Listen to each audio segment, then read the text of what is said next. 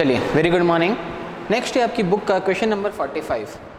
Verify Stokes theorem for vector F is equals to x square minus Y square, bracket के बाहर आएगा i cap plus 2xy j cap, taken around a rectangle in the plane z is equals to 0 and bounded by the line x equal to 0, x equal to a, y equal to 0, y equal to b।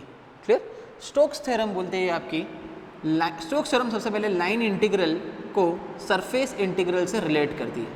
तो closed line integral of F vector dot D R vector is equals to surface integral of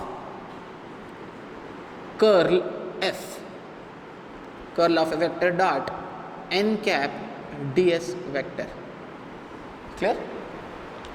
मैं ये बताना चाह रहा हूँ कि जो आपकी स्टोक्स थ्योरम है वो बोल रही है या तो आप लाइन इंटीग्रल को रिजॉल्व करें या फिर आप सरफेस इंटीग्रल को रिजॉल्व करें, दोनों से जो आंसर आएगा वो सेम आएगा। क्लियर? तो इसी थ्योरम को हमको वेरीफाई करना है। सबसे पहले हम लाइन इंटीग्रल को रिजॉल्व करेंगे, क्लियर, और उसके बाद हम रिजॉल्व करेंगे सरफेस इंटीग्रल को और चेक करेंगे कि स्टोक्स थ्योरम करेक्ट है या नहीं। क्लियर? चलिए, तो ये जो प्लेन बोल रहा है, पहले इस प्लेन के बारे में बात कर लेते हैं। इसमें हमको बोला है एक रेक्टेंगल देके रखा है, शायद देखते हैं क्या बोल रहा है। ये z इक्वल टू 0 के बारे में बात कर रहा है। क्लियर? चलिए, ये जो आपकी तरफ जा रही है ये हमारी z एक्सिस हो गई, ऊपर की तरफ जा रही है ये x एक्सिस है, और जो इधर की लाइन में जा रही है y एक्सिस। जैसे ही बोल दिया z इक्वल टू 0, तो z इक्वल टू 0 तो मतलब आप आ गए x y प्लेन में, x और y प्लेन में। फॉर एग्जाम्पल ये जो आपका बोर्ड है ये इस समय xy प्लेन में खड़ा है। क्लियर? चलिए, x equal to 0, for example ये रही x और ये रहा y। x इक्वल टू 0 मतलब यहाँ पर आएगा, तो ये जो लाइन है इस लाइन को हम रेफर करते हैं as an x equal to 0। Clear? दूसरा बोल रहा है x इक्वल टू a, तो a डिस्टेंस ट्रेवल कर लेते हैं, ये रहा a डिस्टेंस। अब ये जो लाइन है ये लाइन हो गई हमारी x equal to a। Clear? जहाँ पर x की वैल्यू तो a है पर y की वैल्यू 0 है। यहाँ पर तो दोनों ही कोऑर्डिनेट 0 0 है, 0,0। क्लियर? तीसरी लाइन बोल रहा है ये y इक्वल टू 0, तो ये जो ये वाली एक्सिस है this is our y equal to 0 line. Clear? ये हम यहाँ से गए ये, और चौथी लाइन बोल रहा है y इक्वल टू b, तो y एक्सिस पर कुछ डिस्टेंस चलेंगे तो कुछ पॉजिटिव वैल्यू मिलेगी y इक्वल टू b की, तो ये वाली जो लाइन है ये हम रेफर करेंगे as y equal to b। Clear? तो आप देख सकते हैं इस पॉइंट पर x का कोऑर्डिनेट जो है वो a है और y का कोऑर्डिनेट b है। क्लियर? इस पॉइंट पर x का कोऑर्डिनेट 0 है और y का कोऑर्डिनेट जो है वो b है, 0, b। क्लियर? तो ये कुछ रेक्टेंगल के बारे में वो हमसे बात कर रहा है। चलिए, मैं इसको कुछ नाम दे देता हूँ। यहाँ से यहाँ तक जो लाइन जा रही है मेक इट L1, इस लाइन को हम बोल देते हैं L2, इस लाइन को हम बोल देते हैं L3 और इस लाइन को हम बोल देते हैं L4। तो हम अब चीज़ सिर्फ मैं लेफ्ट हैंड साइड वाला रिजॉल्व कर रहा हूँ, इसको देखते हैं। मैं इसको लिखना चाह रहा हूँ integration of F vector dot D R vector is nothing but integration over L1 है ना, F dot D R, plus integration over L2 F dot D R, plus integration over L3 F dot D R, plus integration over L4 F dot D R, है ना। Closed line integral calculate कर रहे हैं तो L1 पर integrate करते हैं, L2 पर, L3 पर और L4 पर। ये हो गया आपका वापस L4। क्लियर? चलिए, तो सबसे पहले F vector dot D R vector calculate कर लेते हैं। एफ आर तो होता है आपका, आर वेक्टर हमको क्लियर है, वो होता है एक्स आई कैप प्लस वाई जे कैप प्लस जेड के कैप।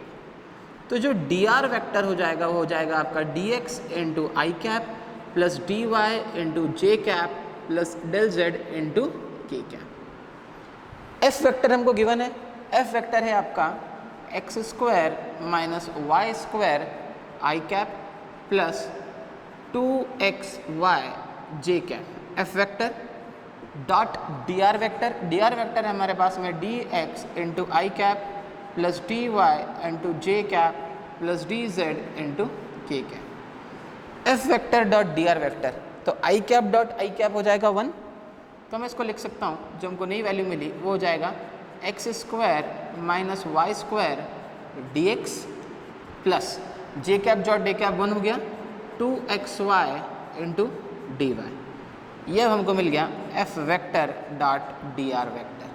तो इस वैल्यू को अब हम यहाँ पे कंजर्व करके रख देते हैं, X square minus Y square into D x plus 2xy into D Y. K cap का कोई कोफिशिएंट ही नहीं है, इसलिए वो वैल्यू ऑटोमेटिकली 0। अब यहाँ पर एफ डॉट डी आर के अंदर हम इस वैल्यू को पुट ऑन करते हैं। तो सबसे पहले हम यूज़ करते हैं इसका पहला इंटीग्रल L1 इंटीग्रल को हम यहाँ पे रिजॉल्व करते हैं। क्लियर? चलिए, तो L1 इंटीग्रल को जो आप रिजॉल्व करने जाएंगे तो L1 यहाँ पर एग्जिस्ट कर रहा है। क्लियर? L1 पर y कितना है 0। अगर y 0 है तो dy भी हो जाएगा हमारा 0। क्लियर? तो मैं इसको लिखना चाह रहा हूँ इंटीग्रेशन ऑफ L1 है ना, f डॉट डी आर की वैल्यू, ये रही f डॉट डी आर की वैल्यू, y की वैल्यू 0 है, dy भी 0 है और ये y की वैल्यू भी 0 है। तो क्या बचा x square into D x, ये हो जाएगा x square into D x. आप देख सकते हैं जो इंटीग्रेशन ओवर L1 को मैं रिजॉल्व कर रहा हूँ, यहाँ पर x कहाँ से कहाँ वेरी हो रहा है, x कॉमा y, तो x जो है वो 0 से लेके a तक जा रहा है। क्लियर? तो x को मैं लिख रहा हूँ 0 से लेके a तक। ये हो जाएगी आपकी वैल्यू, यहाँ पर अगर आप इसको रिजॉल्व करेंगे तो हो जाएगा ये एक्स क्यूब बाय 3 dx का इंटीग्रेशन 0 से लेके a तक। यहाँ पर आप पुट कर दे upper limit minus lower limit, तो जैसे ही आप upper limit minus lower limit put करेंगे आपको मिलेगा यहाँ पे a क्यूब बाय 3। तो L1 आपको मिल गया, इंटीग्रेशन ओवर L1 मिल गया आपको a cube by 3 F vector dot D R vector. Clear? Similarly अब L2 के लिए हम रिजॉल्व करेंगे। L2 के लिए आपको रिजॉल्व करें integration over L2 F vector dot D R vector. Clear? तो L2 के लिए आप देखें, ये रहा L2 पर x इक्वल टू a है। अगर L2 पर x इक्वल टू a है आप बोल रहे हैं तो dx हो जाएगा 0। क्लियर? क्योंकि कांस्टेंट है a तो उसका डिफरेंशिएशन 0। dx की वैल्यू 0 हो गई तो ये तो पूरी की पूरी टर्म 0 हो जाएगी, बचेगा 2xy dy। तो इंटीग्रेशन ऑफ 2xy dy है ना। आप पुट कर रहे हैं x की जगह पर a, तो x की जगह पर यहाँ पर a पुट कर देते हैं। इंटीग्रेशन ऑफ 2a, x की जगह पर a आ जाएगा, अंदर बचेगा y dy। इसको रिजॉल्व करें 2a into Y square by 2। अच्छा, L2 में y की लिमिट देखते हैं, x कॉमा 0, y जा रहा है 0 से लेके b तक, तो y की लिमिट जाएगी 0 से लेके b तक। तो 2 से 2 cancel, upper limit minus lower limit, तो आ गया a b स्क्वायर। तो इंटीग्रेशन ऑफ L2 आ जाएगा आपका a into B square. Clear? Next step में आपको कैलकुलेट करना है इंटीग्रेशन ओवर L3। तो ये रही हमारी second value L2। Next step में हमको कैलकुलेट करना है इंटीग्रेशन ओवर L3। L3 की अगर आप बात करें तो L3 में y इक्वल टू b है, तो यहाँ पे हम सब्स्टिट्यूट कर सकते हैं y is equals to b, तो dy हो जाएगा यहाँ पे 0। अगर y equals to b substitute कर रहे हैं तो y की जगह b, तो dy इक्वल्स टू 0। तो अंदर बचेगा आपका x square minus B square D X. Clear? चलिए इसको और आगे रिजॉल्व कर दें। इंटीग्रेशन ओवर L3 dx का इंटीग्रेशन हो जाएगा X cube by 3 minus B square X. Clear? इसको आप इंटीग्रेट करेंगे तो हो जाएगा X cube by 3 minus B square X. Clear? चलिए आप dx के रिस्पेक्ट में कर रहे हैं तो x कहाँ से कहाँ वेरी हो रहा है, x की वैल्यू a है और कहाँ तक जा रहा है 0 तक। तो x की जो लोअर वैल्यू है, आपने इसको इंटीग्रेट कर दिया है ना, x की जो लोअर वैल्यू है वो है 0, सॉरी a, x की जो लोअर वैल्यू है वो है a, है ना। a से लेके जा रहा है x कॉमा y, a से लेके जा रहा है ये 0 तक। ए से लेके जा रहा है ये 0 तक। क्लियर? तो अगर ए से लेके ये 0 तक जा रहा है तो आप इसको रिजॉल्व कर सकते हैं। अपर लिमिट डाल देंगे तो पूरा 0 हो जाएगा, माइनस लोअर लिमिट डालेंगे तो ये हो जाएगा a³/3 है ना, माइनस ab² तो हो जाएगा minus a³/3 plus ab²। L3 तो हम अभी लिख सकते हैं integration over L3 is equals to minus a³/3 plus ab²। Clear? Finally अब आपको लास्ट कैलकुलेट करना है इंटीग्रेशन ओवर L4। L4 के बारे में आप बात करें तो x की वैल्यू 0 है, x की वैल्यू 0 है तो dx भी हो जाएगा 0, तो dx भी 0 और x भी 0, तो L4 के ऊपर आप बात करेंगे तो L4 का कंप्लीट इंटीग्रेशन हो जाएगा 0। Clear?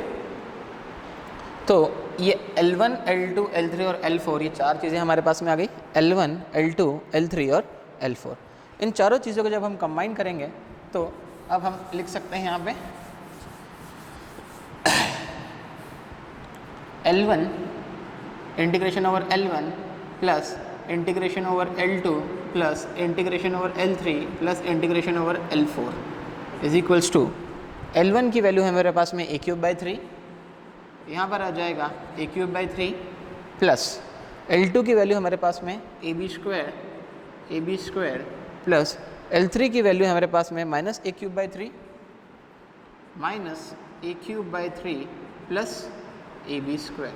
Minus a³/3 plus a³/3 cancel, output पर मिलेगा 2ab²। क्लियर? तो अगर मैं और अच्छे से लिखूं तो हमको एक वैल्यू मिल गई, integration of f vector dot dr vector हमको मिला 2ab²। क्लियर? बहुत इंपॉर्टेंट क्वेश्चन है ये एग्जाम पॉइंट ऑफ व्यू के हिसाब से।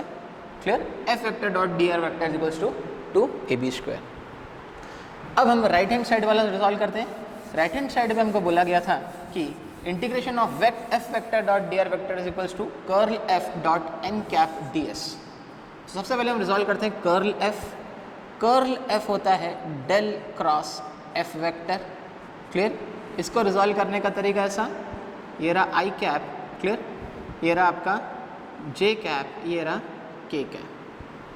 क्लियर? नेक्स्ट स्टेप में आ जाएगा आपका del by del x, del by del y और del by del z। Clear? i का कोफिशिएंट x² माइनस y², यहाँ पे आप लिख सकते हैं x² minus y²। Clear? j का कोफिशिएंट 2xy और z का कोफिशिएंट 0। क्लियर? सबसे पहले मैं लिखना चाह रहा हूँ i कैप के साथ वाली वैल्यू। तो i कैप के साथ वाली वैल्यू लिखनी है तो मैंने i कैप के साथ वाली वैल्यू को हटा दिया। d/dy of 0 minus d/dz of 2xy। तो आप देख सकते हैं x यहाँ पर z का तो कोई कोफिशिएंट ही नहीं है तो ये वैल्यू आ गई 0। फिर माइनस j को अब मैंने हटा दिया, ये हो जाएगा d/dx ऑफ 0, तो मतलब ये तो 0 minus x² minus y² into del by del z। यहाँ पर भी आपका कोई कोफिशिएंट नहीं है तो ये भी हो जाएगा आपका 0 प्लस k कैप इंटू, यहाँ पे आप देख सकते हैं k कैप को जैसे मैंने हटाया तो मुझे मिला del by del x of 2xy। तो x का डिफ्रेंसिएशन हो गया 1 तो हो गया 2y minus, clear, minus del by del y of x² minus y²। तो x² तो कांस्टेंट है, ये हो जाएगा माइनस 2y, तो माइनस 2y यानी हो जाएगा प्लस 2y, तो ये हो जाएगा k कैप इंटू 4y। तो आपको डेल क्रॉस f वेक्टर जो मिला वो हो गया आपका k cap into 4y। Clear? तो मैं यहाँ पे लिख सकता हूँ डेल क्रॉस f की जगह मैं यहाँ पे लिख रहा हूँ 4y k कैप। इस कर्ल f को हमको डॉट प्रोडक्ट करना है किसके साथ में? n कैप के साथ में। n कैप क्या है? यूनिट वेक्टर है। यूनिट वेक्टर कौन सा वेक्टर होता है? सर यूनिट वेक्टर हमेशा परपेंडिकुलर डायरेक्शन में होता है। क्लियर? हमेशा किस डायरेक्शन में होता है? परपेंडिकुलर डायरेक्शन में। अच्छा, अगर मेरा रेक्टेंगल xy प्लेन में है तो xy प्लेन के परपेंडिकुलर डायरेक्शन कौन सी होगी? z direction. और z के साथ में कौन सा कोफिशिएंट जुड़ा होता है? x के साथ में होता है i y के साथ में होता है j और z के साथ में होता है k। मतलब ये जो n कैप है, ये n कैप कुछ भी नहीं, दैट इज k कैप, तो dot k cap, k cap dot k cap हो गया 1, तो आपने यहाँ से रिजॉल्व कर दिया 4y। अब मैं इसको लिख रहा हूँ integration over surface curl f dot n cap हो गया आपका 4y, और डिफरेंशियल सरफेस है ना, मैंने आपको बताया डिफरेंशियल सरफेस जो होती है वो हमेशा परपेंडिकुलर डायरेक्शन में, इसकी डिफरेंशियल सरफेस कौन सी होगी, x का कोफिशिएंट और y का कोफिशिएंट। सरफेस किस डायरेक्शन में, सरफेस किस प्लेन में बनी हुई है, सरफेस x प्लेन में बनी हुई है और y प्लेन में बनी हुई है, तो डिफरेंशियल सरफेस हो जाएगी dx इंटू dy। क्लियर? जहाँ पर x हमारा वेरी हो रहा है 0 से लेके a तक, क्लियर, तो x जो वेरी हो रहा है 0 से लेके a तक, और y जो वेरी हो रहा है वो वेरी हो रहा है हमारा 0 से लेके b तक। सबसे पहले हम y के रिस्पेक्ट में इंटीग्रेट कर देंगे। क्लियर? इंटीग्रेशन फ्रॉम 0 से लेके a, ये हो जाएगा 4 बाहर, ये हो जाएगा y² 2 dx। क्लियर? 0 से लेके b, 2 से 2 कैंसिल, बच गया 2, है ना, तो अपर लिमिट माइनस लोअर लिमिट करेंगे तो आ जाएगा 2b² इंटीग्रेशन फ्रॉम 0 से लेके a dx, dx का इंटीग्रेशन x है ना, और अपर लिमिट और लोअर लिमिट पुट करेंगे तो आ गया 2a इंटू b²। आपने यहाँ से देखा, हमने जब f डॉट डी आर यानी कि लाइन इंटीग्रल कैलकुलेट करा तब भी 2a इंटू b² आया, जब सरफेस इंटीग्रल कैलकुलेट करा तब भी 2a इंटू b² आया। Hence the Stokes theorem is verified. Thank you.